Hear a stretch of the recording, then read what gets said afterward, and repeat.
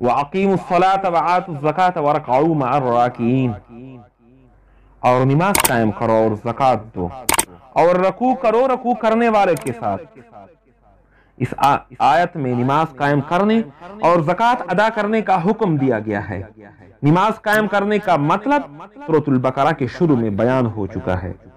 نماز بدنی عبادت ہے اور زکوٰۃ مالی عبادت ہے۔ قرآن مجید میں بکثرت دونوں کا ذکر ساتھ ساتھ آیا ہے۔ نماز میں اللہ تعالیٰ کی طرف رجوع ہوتا ہے، اللہ کا ذکر کرنے کی توفیق ہوتی ہے، نفس میں رجوع الی اللہ اور تواضع پیدا ہوتی ہے، اور نماز کی برکات اور ثمرات بہت ہے جو علماء اسلام نے اپنی کتابوں میں بیان کی ہے۔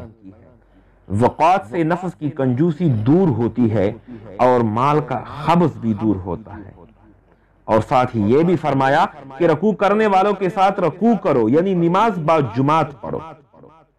جماعت کی نماز میں بہت سی حکمتیں اور فوائد ہیں۔ ایک بہت بڑا فائدہ یہ ہے کہ با جماعت نماز پڑھنے سے اس کا ثواب بڑھ جاتا ہے، اور ایک نماز کا ثواب 27 نمازوں کے ثواب کے برابر ملتا ہے۔ اللہ، نماز اور زکوٰۃ کا حکم تو سبھی کو ہے، لیکن یہودیوں کو خصوصی خطاب اس لیے فرمایا کہ ان لوگوں میں حب جاہ اور حب مال کا مرض تھا۔ نماز اور زکوٰۃ میں دونوں کا علاج ہے۔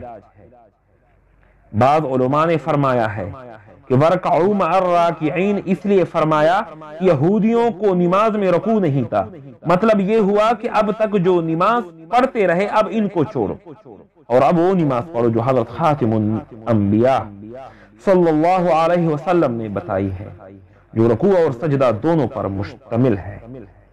بعض علماء نے اس آیت سے فرض نماز با جماعت کے وجوب پر استدلال کیا ہے، اور جو حضرات واجب نہیں کہتے ان کے نزدیک نماز با جماعت بہت زیادہ مؤکد ہے۔ اس آیات شریفہ سے نماز با جماعت کی اہمیت معلوم ہوئی۔ احادیث شریفہ میں بھی اس کی بہت زیادہ تاکید آئی ہے۔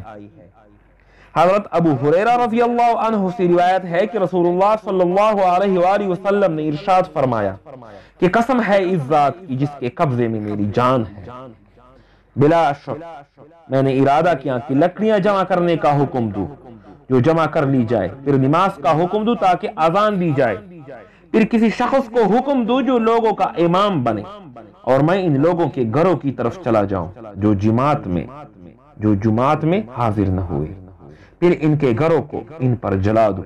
صحیح بخاری۔ استغفر اللہ۔ ایک حدیث میں ارشاد ہے کہ اگر گھروں میں عورتیں اور بچے نہ ہوتے تو میں عشاء کی جماعت قائم کرتا اور اپنے جوانوں کو حکم دیتا کہ ان لوگوں کے گھروں میں جو کچھ ہے آگ سے جلا دے جو جماعت میں نہیں آئے ہیں۔ استغفر اللہ۔ ایک مرتبہ رسول اللہ صلی اللہ علیہ وسلم نے نماز فجر پڑھائی اور سلام پھیر کر فرمایا کیا فلاں شخص حاضر ہے؟ حاضرین نے عرض کیا نہیں، فرمایا نبی پاک صلی اللہ علیہ وسلم نے دوبارہ فرمایا کیا فلاں شخص حاضر ہے؟ عرض کیا نہیں۔ نبی پاک صلی اللہ علیہ وآلہ وسلم دوبارہ فرمانے لگے بے شک یہ دونوں نماز عشاء اور فجر منافقوں پر سب نمازوں سے زیادہ باری ہیں، اور اگر تم کو معلوم ہو جاتا کہ ان دونوں میں کیا اجر و ثواب ہے تو ان دونوں میں حاضر ہوتا، اگرچہ گھٹنوں کے بل چلنا پڑتا۔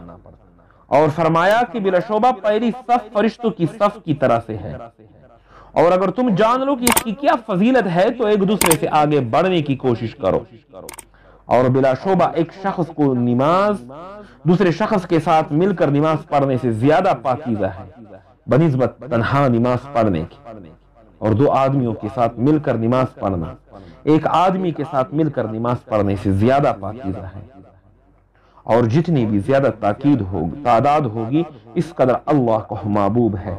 اللہ۔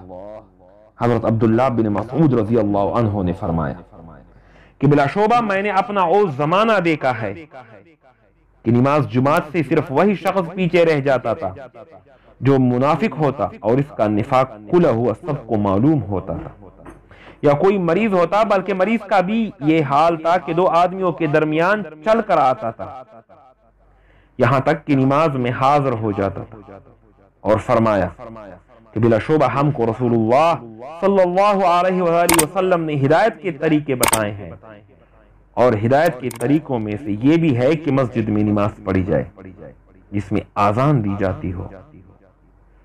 حضرت ابو درداء رضی اللہ عنہ سے روایت ہے کہ رسول اللہ صلی اللہ علیہ وآلہ وسلم نے ارشاد فرمایا کہ جو بھی 3 مرد کسی جنگل یا بستی میں ہو جن میں نماز باجماعت قائم نہ کی جاتی ہو تو ضرور شیطان ان پر غلبہ پا لے گا، لہذا جماعت کی حاضری کو لازم کر لو، کیونکہ بیڑیا اسی بکری کو کہا جاتا ہے جو گلہ سے دور ہو جائے۔